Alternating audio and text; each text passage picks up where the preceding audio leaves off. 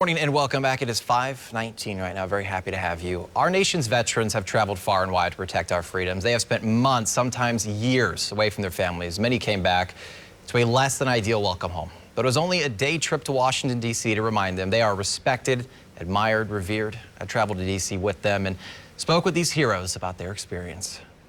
A heavenly day in Washington. The perfect day for the perfect people. Meet Gus Embry. He's a Marine, originally from Muskogee. Gus served in the late 1960s in Quezon, Vietnam. His emotions of seeing the Marine Corps War Memorial can be summed up with smiles. Happiness, because I made it through. You know, from the beginning to look and see what was accomplished.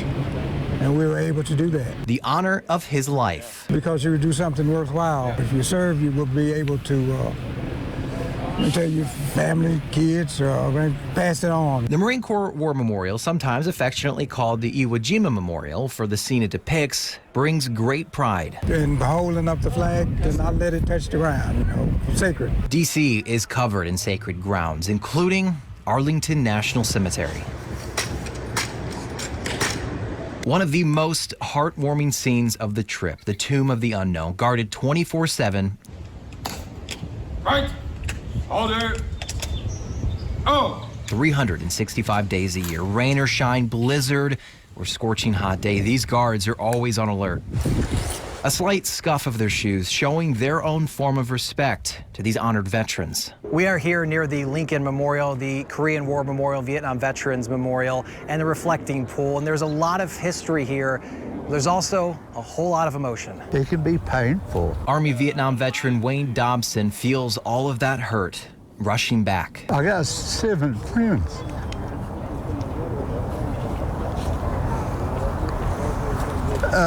Seven friends that I saw die. On the wall. Sorry. Don't be sorry. Take your time. It's pretty tough. Wayne tells me most of his feelings right now are sad, but not all of them. Some of them are happy because you think of the times you had fun with them. And the times you cried with them. With the help of Wayne's son and brother, fellow Vietnam veteran Tommy Dobson, he went searching for his friends' names among the nearly 60,000 others on that wall.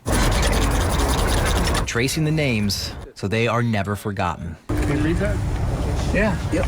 Awesome. Thank you. No problem. On the other side of the reflecting pool is the Korean War Veterans Memorial. And that's where I met Don Stacy from Broken Arrow. He's a Korea veteran. And like many, he knew about the memorials, but to see them in person was something else. I wasn't really aware, you know, that they had this nice of a memorial here.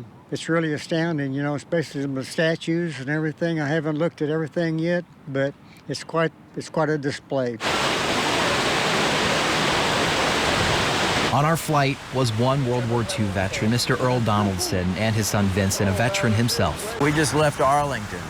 Most of the people underneath those stones never got a chance to get old and have the privilege of being honored in something like this. A privilege Earl says he was given in 1945 when he was sent the Kwajalein. I worked mostly on telephones, repair telephones and put in lines and that sort of stuff. And after 3 months, he was sent to Alaska, much colder place, and through it all. Personally, if I had to do it over again, I would.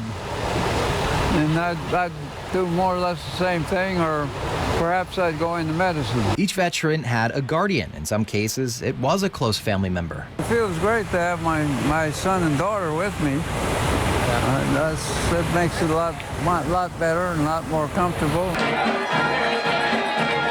Sure, I'd love them all to be here. I'd love them to see it. And while Wayne's other son couldn't be on the flight, he got on another to make sure this Vietnam veteran had the welcome home he deserved. In Washington, D.C., Justin Fischer, 2 News, Oklahoma.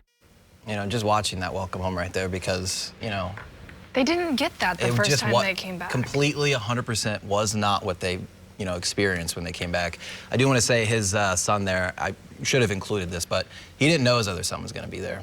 You know, really surprising him, and you know, I wish we could have, you know, had our camera a little bit closer to see that, but we wanted to give them their space, and And, it's an emotional thing. Yeah, his son flew very far to be there for him, and he was very appreciative. A lot of those veterans, if you see them, please thank them and say welcome home to them, because they didn't get that, and a lot of them are still dealing with that pain. So. Absolutely, and everything that we experience every single day, we owe it all to them. So, 100%. yeah, they deserve so much. Yeah, we'll have more on KJRH.com.